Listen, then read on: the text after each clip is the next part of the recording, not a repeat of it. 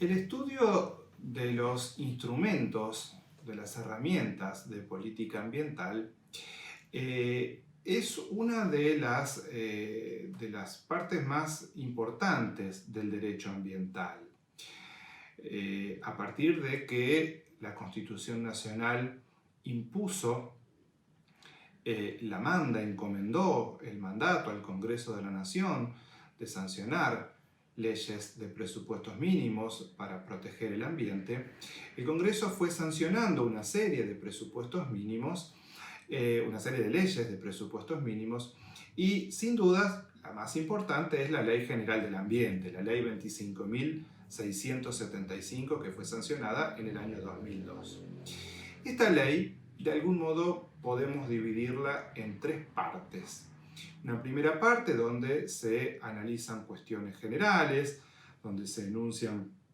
los objetivos de la ley, los principios de la política ambiental,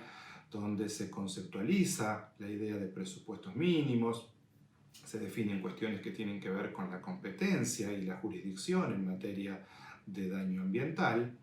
Una segunda parte donde la ley enumera y regula los instrumentos de gestión ambiental,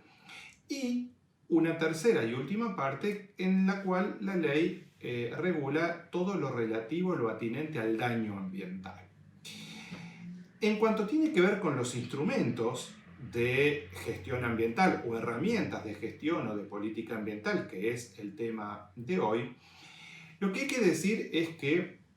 los instrumentos de gestión ambiental son precisamente las herramientas de las que se vale tanto el Estado como los particulares para la consecución, para la búsqueda y el logro de los objetivos que se fija la política ambiental del Estado, ¿sí? Entonces, de ahí la importancia del análisis, del adecuado análisis, de la adecuada comprensión y del correcto manejo de los instrumentos, en virtud de que de ello de algún modo depende precisamente la implementación de políticas, de líneas de acción, de líneas orientadoras, directrices, en cuanto a la protección, a la tutela del ambiente y al mejor aprovechamiento de los elementos, de los recursos, etc. La Ley General del Ambiente, en el artículo 8, efectúa una enumeración de los instrumentos de gestión ambiental.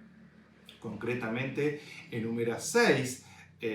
instrumentos: el ordenamiento ambiental del territorio, la evaluación de impacto ambiental, el sistema de control de desarrollo de las actividades antrópicas, la educación ambiental, la información ambiental y el régimen económico de promoción del desarrollo sustentable. Esos son los 6 instrumentos que enumera la ley. Sin embargo, hay que tener en cuenta que no son los únicos instrumentos que existen. Es decir, hay otros instrumentos o herramientas de gestión ambiental más allá de estos que enumera la ley. Sin ir más lejos, la propia ley de gestión ambiental más abajo regula el seguro ambiental como un instrumento de gestión y sin embargo no aparece en esta enumeración. O inclusive también, por ejemplo, otras leyes de presupuestos mínimos como la ley de gestión integral, la ley de presupuestos mínimos para la protección de glaciares, incluye entre los instrumentos de gestión a la evaluación ambiental estratégica, que es un instrumento que tampoco está regulado ni siquiera mencionado en la Ley General del Ambiente. De modo que es bueno saber que, insisto, no son los únicos instrumentos de gestión ambiental que existen los que enuncia o enumera la Ley General del Ambiente. Yendo concretamente a lo que tiene que ver con el ordenamiento ambiental del territorio, el ordenamiento ambiental del territorio es una herramienta, un instrumento central, ¿sí? ¿En qué consiste? Bueno, es el instrumento que permite o que tiene por objeto regular espacialmente las actividades productivas y las actividades sociales en el ámbito de un territorio determinado, y que al mismo tiempo tiene como objetivos primordiales, como objetivos fundamentales,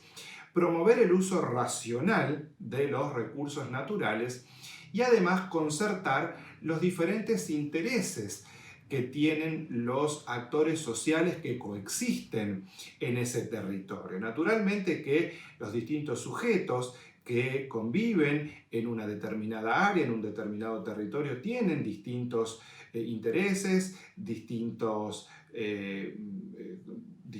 puntos de vista, distintas perspectivas, diferentes realidades, según las actividades que cada uno desarrolle. Y lógicamente que eso muchas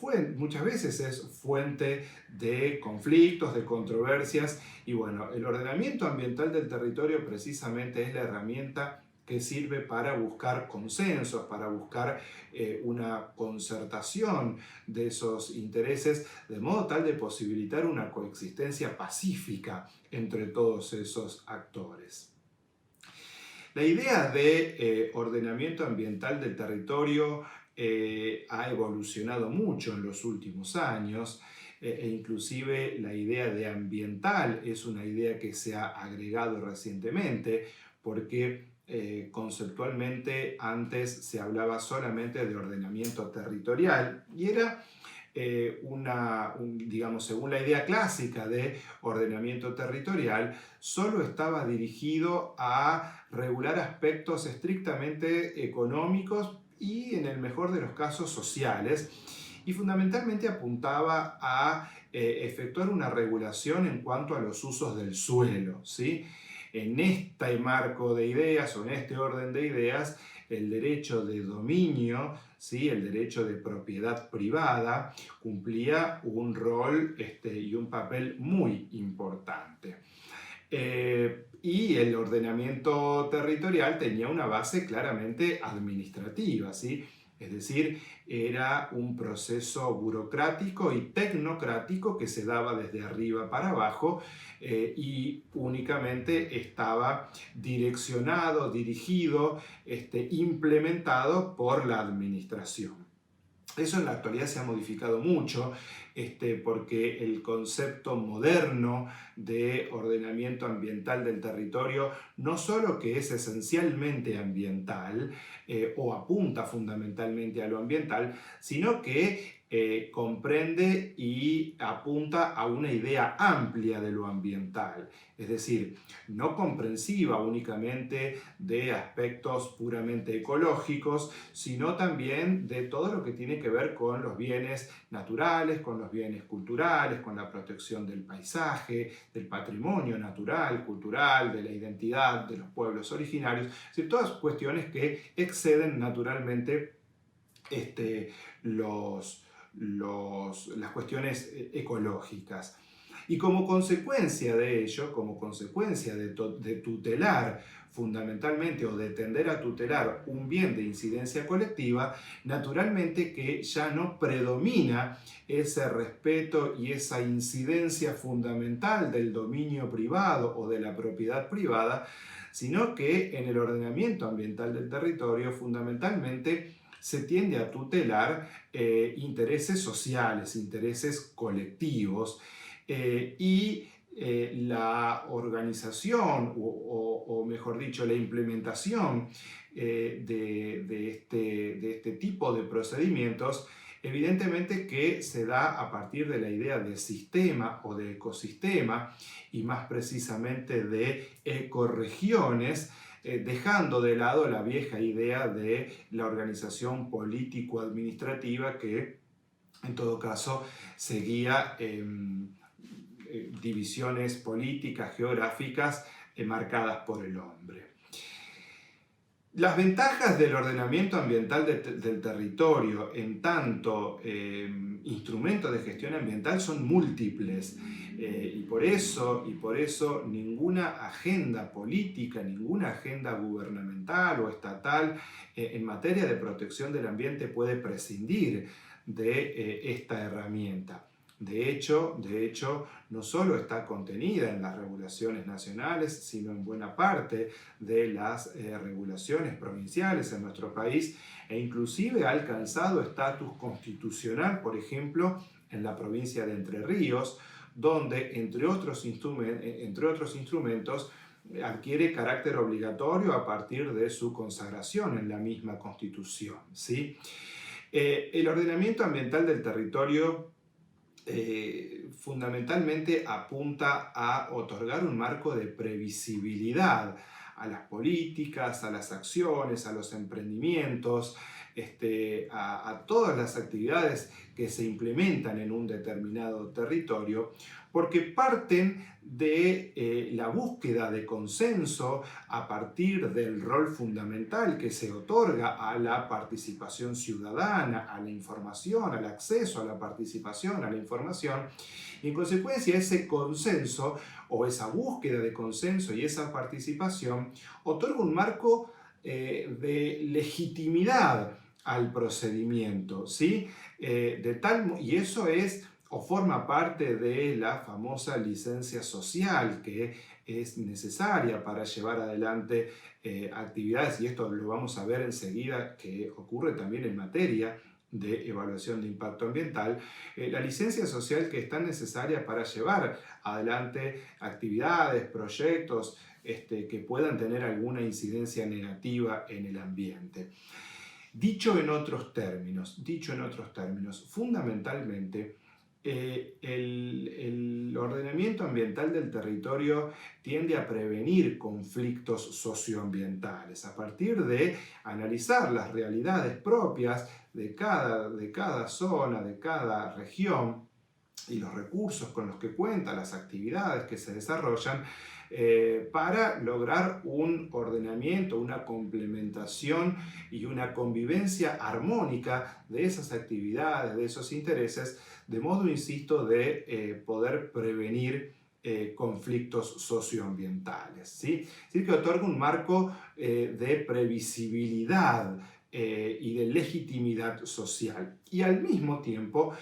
los relevamientos que son necesarios hacer para poder implementar este tipo de procedimientos aportan información territorial, información sobre los recursos naturales, sobre la población, el crecimiento demográfico, las actividades económicas, los servicios públicos, la infraestructura que existe, de modo, insisto, de poder lograr y poder implementar políticas adecuadas, políticas acordes a las necesidades de cada territorio,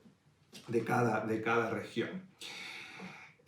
La Ley General del Ambiente regula el ordenamiento ambiental del territorio en los artículos 9 y 10, ¿sí?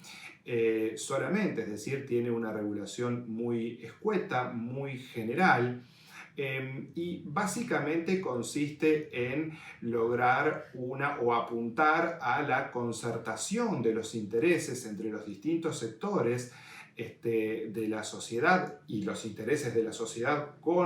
o en contraposición muchas veces con los intereses de la administración pública, y se debe dar en el marco, y esto es muy importante, en el marco de una coordinación interjurisdiccional entre las distintas provincias y el Estado Nacional, entre las distintas provincias y las comunas, de manera de lograr un ordenamiento participativo y en el cual se refleje verdaderamente el federalismo, y sobre todo el federalismo de concertación, que es el sistema bajo el cual está organizado nuestro Estado. Por eso, al mismo tiempo, el procedimiento de ordenación o de ordenamiento ambiental debe tener en cuenta todos los aspectos políticos, sociales, tecnológicos, culturales, ecológicos, por supuesto, es decir, la realidad local, regional, provincial e inclusive nacional, para posibilitar el mejor aprovechamiento de los recursos, la mínima degradación de los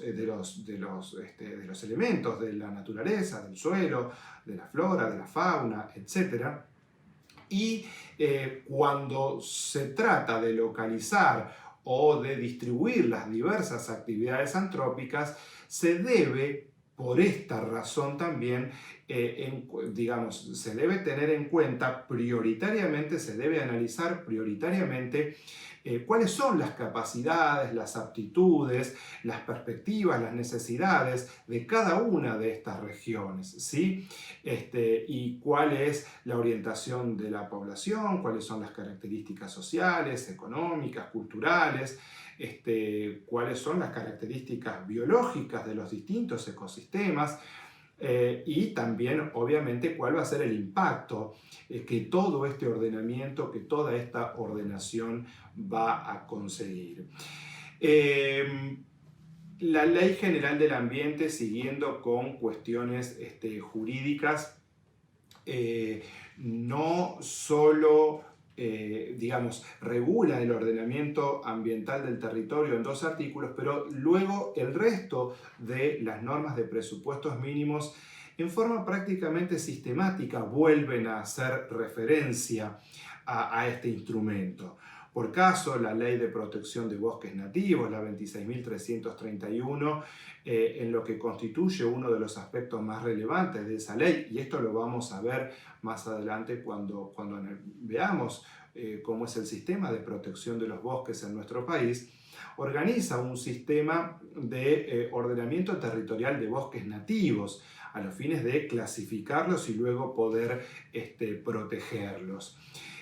También la Ley de Protección de los Glaciares y del Ambiente Periglacial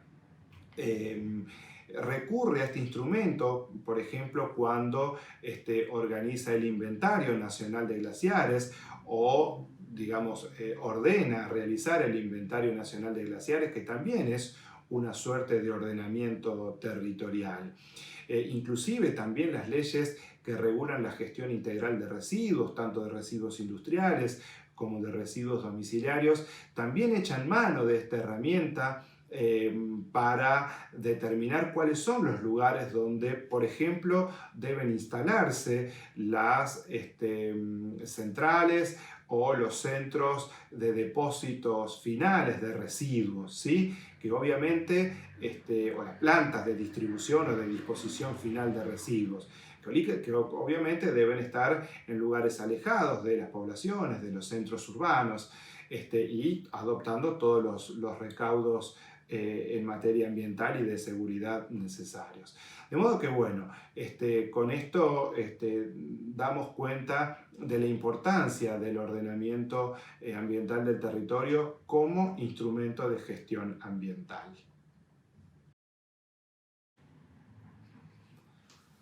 El otro instrumento o la otra herramienta de gestión de la que queremos hablar algunas palabras es la evaluación de impacto ambiental. Y en esto, bueno, seguramente los profesionales de las ciencias más duras saben mucho más que nosotros, que solo podemos aportar una perspectiva escasamente jurídica. Pero bueno, aún así hay algunas cuestiones que es necesario tener en cuenta. Como punto de partida, digamos, y esto casi es una verdad de perogrullo, que no hay actividad antrópica que no provoque algún tipo de impacto ambiental, algún grado de impacto ambiental, por mínimo que sea, ¿sí? Siempre las actividades antrópicas provocan algún impacto ambiental. Y la primera cuestión que hay que tener en cuenta es que estos impactos no necesariamente son negativos. Generalmente sí, los que sobresalen y los que toman estado público y además movilizan por las consecuencias digamos, que provocan son los impactos negativos. Pero bueno, también existen o es posible identificar impactos positivos sobre el ambiente o sus elementos, sus recursos. Por caso, por ejemplo, el saneamiento del riachuelo que se está llevando a cabo a nivel nacional y con intervención de las jurisdicciones de la provincia de Buenos Aires y de la Ciudad Autónoma de Buenos Aires, a partir del fallo de la Corte Suprema de Justicia en el caso Mendoza, es una intervención claramente positiva en el ambiente, ¿sí? De todos modos, De todos modos, digamos que cuando hablamos de evaluación de impacto ambiental, vamos a hacer referencia a los impactos negativos, ¿sí?, que se ocasionan en el ambiente o en sus elementos, sus recursos, en definitiva cuando se afecta la calidad de vida. Y no nos referimos a cualquier impacto negativo, sino que este impacto debe tener cierto significado, cierta relevancia. Es decir, debe darse lo que la Ley General del Ambiente define como daño ambiental, es decir, una modificación negativa relevante en el ambiente, en sus recursos, en sus elementos, en los ecosistemas, etc. Entonces, ¿qué es la evaluación de impacto ambiental? La evaluación de impacto ambiental es básicamente un procedimiento, ¿sí? Es un procedimiento que ya vamos a ver qué implicancia tiene el hecho de ser un procedimiento, pero es un procedimiento técnico-administrativo que tiene como función primordial identificar los posibles impactos ambientales negativos relevantes que un proyecto, una obra, una actividad, un emprendimiento es susceptible eventualmente de ocasionar en el ambiente, en sus elementos, en sus recursos, etc.,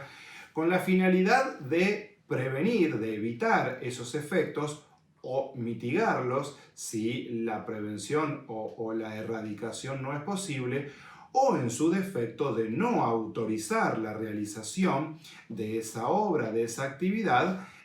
si es que no es posible ni siquiera mitigar o atenuar esos efectos negativos. Al igual que lo que ocurre con el ordenamiento ambiental del territorio, la Ley General del Ambiente regula la evaluación de impacto ambiental, dedica solamente 3 artículos, los artículos 11, 12 y 13 a la regulación de este instrumento. Mucho se ha hablado y se habla sobre la posibilidad de que exista una ley especial de presupuestos mínimos en materia de evaluación de impacto ambiental, a nivel nacional, por supuesto, independientemente de que cada jurisdicción local, cada provincia tiene su ley de impacto ambiental o ley de protección ambiental o como sea que se llame, donde esta cuestión de la evaluación de impacto está regulada. Pero bueno, existe la idea de hacer una regulación nacional, a veces está por ahí se discute la posible constitucionalidad o inconstitucionalidad de una regulación de tal naturaleza. Seguramente o en algún momento quizás se avance sobre eso, pero por el momento la regulación que existe a nivel nacional únicamente está contenida, insisto, en la Ley General del Ambiente en los artículos 11, 12 y 13. ¿Y qué dice básicamente la ley? La ley dice que cualquier obra, cualquier actividad, cualquier proyecto que se desee llevar adelante en el territorio de la República Argentina y que sea susceptible de degradar el ambiente o alguno de sus componentes o afectar, como decíamos recién, la calidad de vida de la población en forma significativa, en forma relevante, debe estar precedida de un procedimiento de evaluación de impacto ambiental. Es decir que este procedimiento, y aquí va la primera característica importante que tiene, es un análisis previo a la autorización y por supuesto a la ejecución de este proyecto, de esta actividad, lo que se trate. Entonces, cuando es necesario realizar un procedimiento de evaluación de impacto ambiental, las autoridades competentes, la administración, tiene que determinar la presentación de un estudio de impacto ambiental, cuyos requerimientos están detallados, como decía recién, en cada una de las leyes locales, de las leyes provinciales, para dar comienzo así al procedimiento de evaluación de impacto ambiental. Y recién decíamos que la característica fundamental de la evaluación de impacto es la de ser un procedimiento, es decir, un conjunto, una serie, una cadena de pasos, de etapas, concatenados con una idea lógica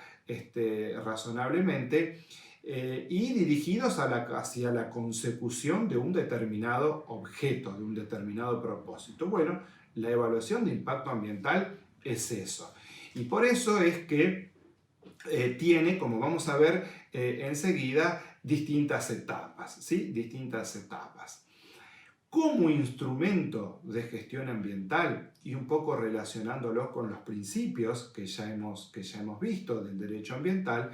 cabe decir que la evaluación de impacto ambiental es un instrumento de neto corte preventivo, ¿sí? Es decir, que tiende a anticiparse a la producción del daño, a la producción del menoscabo significativo en el ambiente. Y al mismo tiempo es un principio autónomo del derecho ambiental y tiene carácter obligatorio. Ya desde la Carta de la Naturaleza de 1982 y fundamentalmente desde la Declaración de Río de 1992, que lo estableció en el principio 17, la evaluación de impacto ambiental tiene carácter obligatorio y todos los estados deben incluir en sus regulaciones internas la realización, la práctica de este tipo de procedimientos, reitero, con carácter obligatorio. Es un instrumento multidisciplinario y ustedes lo advierten en el ejercicio de sus profesiones mejor que nadie seguramente, porque en todo el procedimiento y fundamentalmente en la elaboración de los estudios de impacto ambiental se requiere la intervención, la colaboración de múltiples disciplinas que por supuesto exceden obviamente la disciplina jurídica, ¿sí? Bueno, es un procedimiento, como decíamos recién, de carácter previo, ¿sí? Y esto es muy importante tenerlo en cuenta porque esto no solamente es una exigencia de orden jurídico, sino que además es una exigencia de orden pragmático. Es decir, cuántos proyectos, cuántas actividades se han paralizado, inclusive por orden judicial, a partir de resoluciones judiciales, porque no cumplimentaron adecuadamente el procedimiento previo de evaluación de impacto ambiental o porque ese procedimiento contenía algún vicio de forma o de fondo. De tal manera que es muy importante agotar y agotar positivamente la evaluación de impacto ambiental para que luego la actividad del proyecto de que se trate pueda desarrollarse sin ningún tipo de inconvenientes. Otra de las cuestiones que hay que tener en cuenta en relación a la evaluación de impacto ambiental, y esto por ahí a veces es motivo de confusiones y de equivocaciones, y por qué no, además de un dolor de cabeza,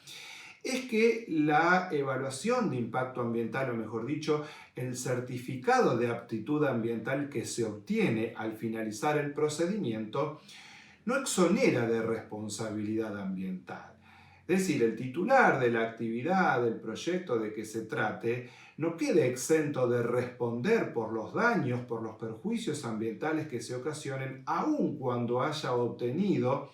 el certificado de aptitud ambiental. Esto es muy importante porque muchas veces, sobre todo por parte del sector empresario, suele a veces tenerse la creencia de que agotado el procedimiento de evaluación de impacto, bueno, ya estamos exentos de cualquier responsabilidad al respecto y lógicamente que no es así, sobre todo teniendo en cuenta, como lo vamos a ver cuando analicemos lo que tiene que ver con el daño ambiental, que la responsabilidad por daño ambiental tiene carácter objetiva. Decíamos recién que se trata de un procedimiento y que por ende está compuesto de una serie de etapas, ¿sí? Esto, insisto, ustedes lo manejan mucho mejor que nosotros, los abogados. Por eso yo solamente voy a mencionarlas y en todo caso lo que sí voy a hacer es detenerme puntualmente en una o dos cuestiones que sí tienen implicancias jurídicas y bueno, y por ahí pueden presentar desde esa perspectiva algún grado de complicación. ¿Cómo comienza el procedimiento? Bueno, el procedimiento comienza categorizando el proyecto, la obra, la actividad de que se trate, ¿sí? Es decir, cuando alguien pretende llevar adelante una actividad de esta naturaleza, tiene que presentar una declaración jurada frente a la administración para identificar el proyecto. En esta categorización o a partir de esta declaración jurada que presenta el titular, el proponente, el interesado, la autoridad va a determinar, y esto está catalogado, ya categorizado ya previamente, la autoridad va a determinar si se trata de una actividad con nulo o bajo riesgo ambiental, con moderado riesgo de daño ambiental o con alto riesgo de impacto ambiental. En el primer caso, es decir, cuando el riesgo es nulo o mínimo, entonces no hace falta realizar todo el procedimiento, ahí se agota, por llamarle de algún modo, esta instancia del proceso de autorización, porque no tiene sentido realizar un procedimiento de evaluación de impacto cuando de antemano se sabe que la actividad obviamente es inocua o tiene un grado de impacto muy bajo. Ahora, cuando el grado de eventual riesgo de daño ambiental es medio o alto, entonces sí, la autoridad lo categoriza, lo cataloga de tal modo y el proponente tiene que llevar a cabo todo el procedimiento. Y ahí comienza la segunda etapa, que es la presentación del estudio de impacto ambiental. El estudio de impacto ambiental, en el cual seguramente muchos de ustedes o la mayoría han participado alguna vez, inclusive quizás sea el objeto de la incumbencia fundamental de sus actividades profesionales, es ese documento, es ese informe privado que realiza el proponente, el titular, el interesado en desarrollar un proyecto, una obra, que además es a su costo, por su cuenta y por su costo, y que tiene, digamos, la información suficiente, la información necesaria precisamente para conocer cuál es el impacto ambiental que ese proyecto, ese emprendimiento puede provocar y algunas otras cuestiones como por ejemplo cuál es el área de influencia, cuáles son las alternativas, cuáles son las vicisitudes propias de toda esa actividad, ¿sí? En este punto, también la Ley General del Ambiente ordena la presentación de un estudio de impacto ambiental y establece como buena ley de presupuestos mínimos que es, el contenido, establece cuál es el contenido mínimo, ¿sí? que debe contener este informe, este estudio de impacto ambiental. Entonces, en ese sentido, el informe debe contener una descripción detallada del proyecto, de la actividad, por supuesto, identificar cuáles son a priori o cuáles se espera que sean a priori las consecuencias sobre el ambiente, cuál va a ser la influencia territorial, social, ambiental de esos eventuales impactos, y algunas otras cuestiones de orden general y particular que tienen que ver con, cuál va a ser, digamos, el proyecto en materia de financiamiento, en materia de monitoreo para la actividad, qué incidencia puede tener sobre los servicios públicos, el marco normativo, lógicamente, donde intervenimos nosotros, los abogados. Y en cuanto tiene que ver con el riesgo ambiental, además de contener cuál puede llegar a ser ese impacto, cuáles son los posibles impactos, lógicamente que debe tener también las medidas que van a adoptarse para prevenir o corregir ese daño y un plan de seguimiento, de monitoreo para verificar que esas medidas que se van a adoptar sean eficaces, surtan efecto. Luego de la presentación del estudio de impacto ambiental viene seguramente, no sé si la etapa más importante, pero sí la etapa que tiene mayor incidencia desde lo jurídico, ¿sí? O desde la perspectiva jurídico-legal. Porque viene la etapa del debate, la etapa de la discusión, donde ese estudio de impacto ambiental que presenta el empresario generalmente es puesto en crisis, es puesto en debate, se analiza tanto en el seno de la administración que va a producir un dictamen técnico a partir de la valoración que va a hacer y para la cual se va a valer de organismos especializados, universidades, ONGs, organismos de investigación, centros de investigación, consultoras, etc. Pero también una discusión, un debate que se va a dar en el marco de la participación ciudadana. Nosotros decíamos hace unos minutos que la participación ciudadana es un elemento central en la implementación de todos los instrumentos de gestión ambiental y fundamentalmente en los procedimientos de ordenamiento ambiental del territorio y de evaluación de impacto ambiental. La participación ciudadana es un elemento esencial y tiene carácter obligatorio, y las falencias, los defectos formales que existan en esta cuestión directamente son consecuencia de la nulidad del procedimiento y por ende de la interrupción o clausura del proyecto, del emprendimiento, de la actividad de que se trate. De modo que la participación ciudadana asume un rol muy importante. Hay diversos mecanismos, diversas instancias de participación. Generalmente cuando hablamos de evaluación de impacto ambiental, la referencia generalizada es, insisto, la audiencia pública. Es el instrumento más difundido, más utilizado, tanto para el ordenamiento ambiental del territorio como para la evaluación de impacto, fundamentalmente para la evaluación de impacto ambiental. La audiencia pública es el procedimiento más institucionalizado, que inclusive en algunos ordenamientos locales está expresamente previsto como el mecanismo. Pero bueno, es decir también que no es la única instancia de participación o el único mecanismo o forma de participación que existe. Además de las audiencias públicas, hay otros mecanismos como los plebiscitos, los referéndums, las consultas por escrito, las consultas públicas. Bueno, hay otros que van más allá de las audiencias públicas, aunque las audiencias públicas, reitero, sean los más difundidos. Otra cuestión a tener en cuenta digamos, en el ámbito o en lo que tiene que ver con la participación ciudadana es la importancia que asume la información, el derecho a la información, ¿sí? Porque para que la participación pueda ser ejercida de modo razonable, de modo responsable, tiene que estar precedida de un adecuado ejercicio del derecho de información y de un adecuado cumplimiento del deber de información que tiene, en este caso, tanto los particulares, sobre todo quienes están interesados en llevar a cabo el proyecto, como, por supuesto, y esto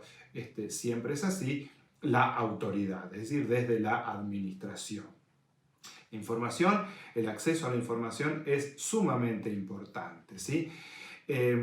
Y como decíamos, bueno, toda persona, y esto también lo dice la Ley General del Ambiente, toda persona tiene derecho a ser consultada en cualquier procedimiento administrativo que tenga relación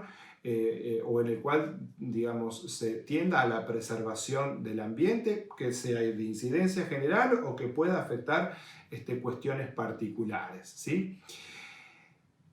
Ahora, uno de los temas más controvertidos en este sentido, o que ha generado mayor polémica y mayores críticas inclusive a la regulación que establece la ley en este sentido,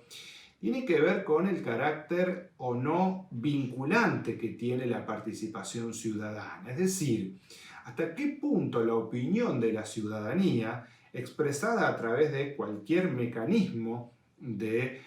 participación, audiencias públicas, consultas, lo que fuere, hasta qué punto obliga a la administración, hasta qué punto es vinculante. ¿Debe seguir la administración necesariamente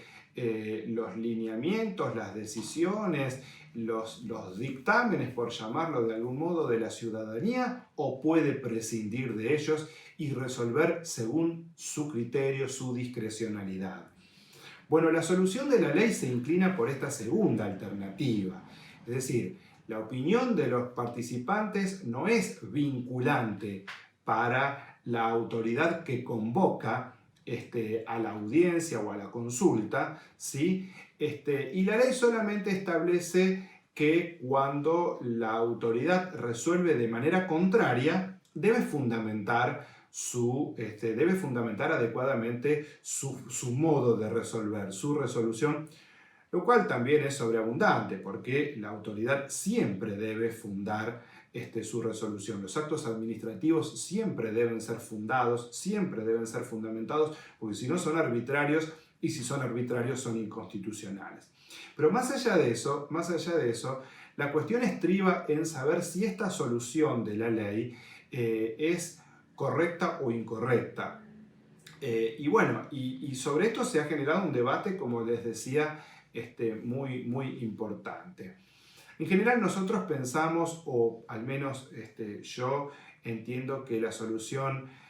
quizá aunque no sea muy popular, entre comillas, y valga la redundancia,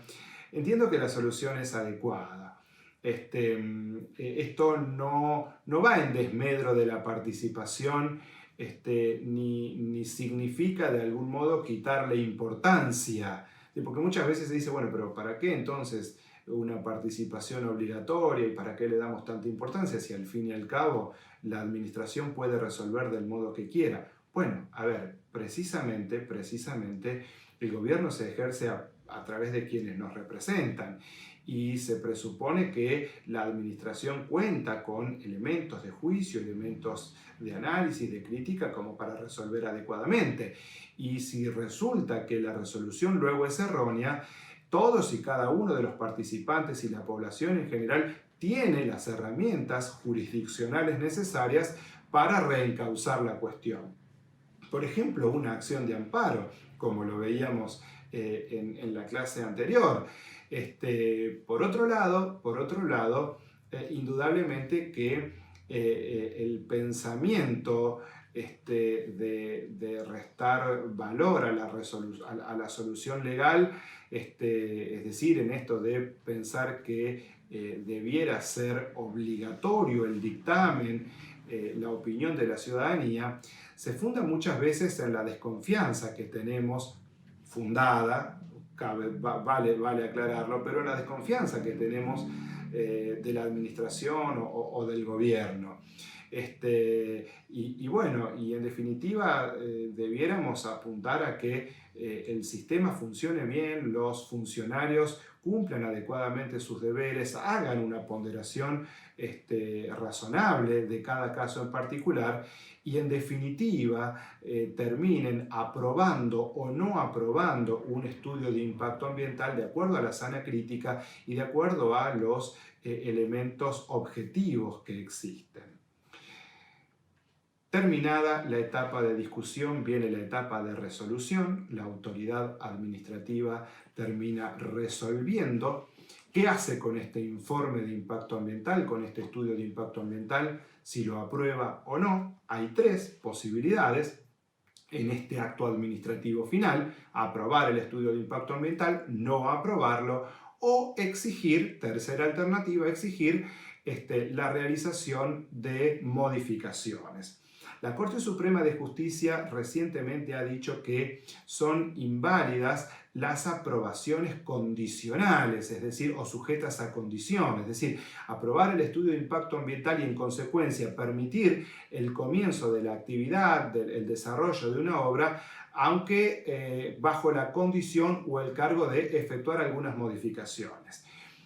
Si nosotros recordamos que estamos de frente a una herramienta preventiva y que fundamentalmente debe agotarse con carácter previo al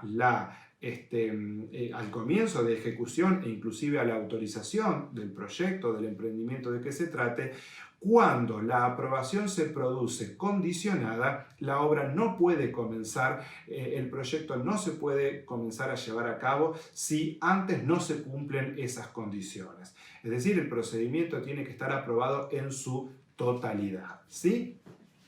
En su caso, para aquellos que no estén de acuerdo con lo resuelto, podrán impugnar esa resolución por vía administrativa y por vía judicial. Si resulta que la autoridad aprobó el estudio de impacto ambiental, le va a otorgar al interesado un certificado de aptitud ambiental que va a acreditar precisamente el cumplimiento del procedimiento, y con ello estará expedita la posibilidad para que comience esta obra, que luego será monitoreada, será controlada tanto por los particulares como por el empresario como por el Estado, y que es muchas veces la instancia que lamentablemente falla en nuestro medio, en nuestro país, pero deberá ser monitoreada para verificar que todas esas predicciones, que todas esas proyecciones que se hicieron en el estudio de impacto ambiental verdaderamente sean cumplidas.